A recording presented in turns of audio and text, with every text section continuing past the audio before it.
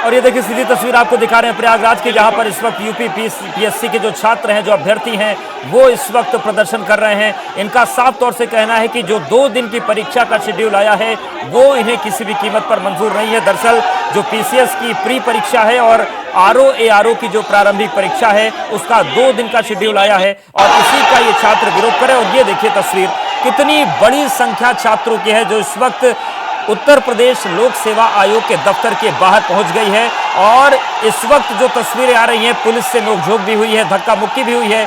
जितनी भी बैरिकेडिंग लगाई गई थी वो इन अभ्यर्थियों ने तोड़ दी है और ये आगे बढ़ रहे हैं।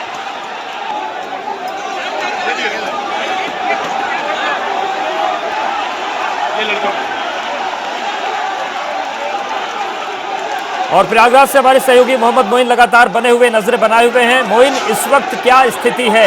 क्या यहां पर अब हंगामे की स्थिति बन रही है, नोकझोंक और झड़प के हालात बन रहे हैं? देखिए, आपको बता दें कि जो अभ्यर्थियों की संख्या है, जो प्रतियोगी छात्रों की संख्या है, वो लगातार बढ़ती चली जा रही है। जो झुंड है वो टूटने का नाम नहीं ले रहा है। लगातार हम देख रहे हैं कि जत्थे के जत्थे अलग अलग हॉस्टल से, अलग अलग डेलीगेसी से चले आ रहे हैं। हाथों में बैनर पोस्टर लगे हुए हैं और इस वक्त उत्तर प्रदेश लोक सेवा आयोग के दफ्तर के बाहर करीब 10 से 15 हजार अभ्यर्थियों की संख्या मौजूद है। जो पुलिस प्रशासन है वो हट गया है। छात्रों को, जो अभ्यर्थी हैं, उनको सड़क पर ही बिठा दिया गया है ताकि वो अपना विरोध प्रदर्शन कर सकें। कानून व्यवस्था को लेकर कोई खतरा ना पैदा हो, जो राहगीर आसपास की सड़कों को जा रहे हैं उनको कोई नुकसान ना हो, इसके मद्देनजर अब पुलिस प्रशासन जो है वो कवायद कर रहा है।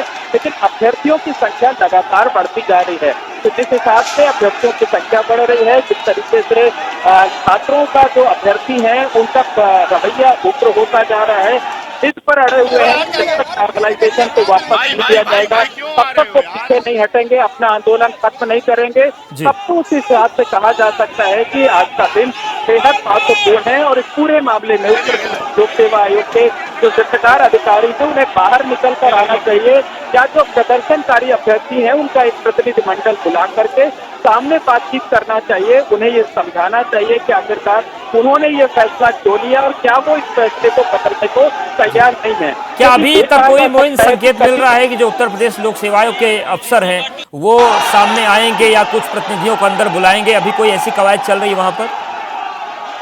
देखिए, इससे पहले भी छात्रों ने प्रदर्शन यहाँ पर अभ्यर्थियों ने किया हुआ था, लेकिन कभी भी उत्तर प्रदेश लोक सेवा आयोग के जो जिम्मेदार अधिकारी हैं वो बाहर नहीं आते हैं, वो अभ्यर्थियों से बातचीत नहीं करते हैं, वो प्रतियोगी छात्रों से बातचीत नहीं करते हैं और पूरा का पूरा मामला पुलिस और प्रशासन के सामने आ जाता है। उन्हें लॉ एंड ऑर्डर की स्थिति देखनी होती है।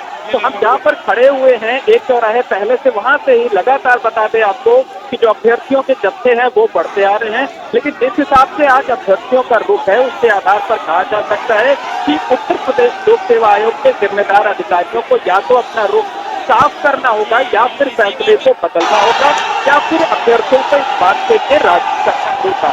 क्योंकि अगर आयोग अपनी जिद पर खड़ा रहा तो जिस हिसाब से प्रदर्शनकारियों की संख्या लगातार बढ़ती जा रही है वो फिर कानून व्यवस्था के नजरिए ठीक नहीं हो सकता है। हालांकि जो पुलिस और प्रशासन के वो अभ्यर्थी हैं, वो जो अधिकारी हैं, वो उत्तर प्रदेश लोक सेवा आयोग से बात कराने की कवायद में लगे हुए हैं कि जो अभ्यर्थी हैं उनका एक प्रतिनिधिमंडल जिसमें 5 से 7 लोग हों, उनकी बातचीत किसी तरीके से करा दिया जाए और ये जो प्रदर्शन है ये आगे ना बढ़ने पाए, इसको यहीं से खत्म करा दिया जाए। लेकिन उत्तर लोक सेवा आयोग को या तो सामने आकर के अपनी बात रखनी होगी या फिर अभ्यर्थियों को राजी करना होगा, क्योंकि वो जिन अभ्यर्थियों के लिए परीक्षा आयोजित करा रहा है, अगर उन अभ्यर्थियों को ही ये नॉर्मलाइजेशन मंजूर नहीं है तो फिर पूरी परीक्षा प्रणाली पर सवाल उठ जाते हैं, पूरी भर्ती प्रक्रिया पर सवाल उठ जाते हैं। तो पिछले दिनों जब छात्रों ने सोशल मीडिया पर इस मुहिम की शुरुआत की थी तो सोशल मीडिया पर उनका ये अभियान ट्रेंड कर रहा था। 28 लाख से ज्यादा लोगों ने उसको रीट्वीट किया था, उसको समर्थन दिया था और इसी वजह से ट्रेंड कर रहा था। क्योंकि जो पॉलिटिकल पार्टीज हैं, चाहे समाजवादी पार्टी हो, कांग्रेस पार्टी हो, जो वकीलों के संगठन है, व्यापारियों के संगठन है, तमाम संगठनों ने भी अभ्यर्थियों के इस आंदोलन का समर्थन कर दिया है।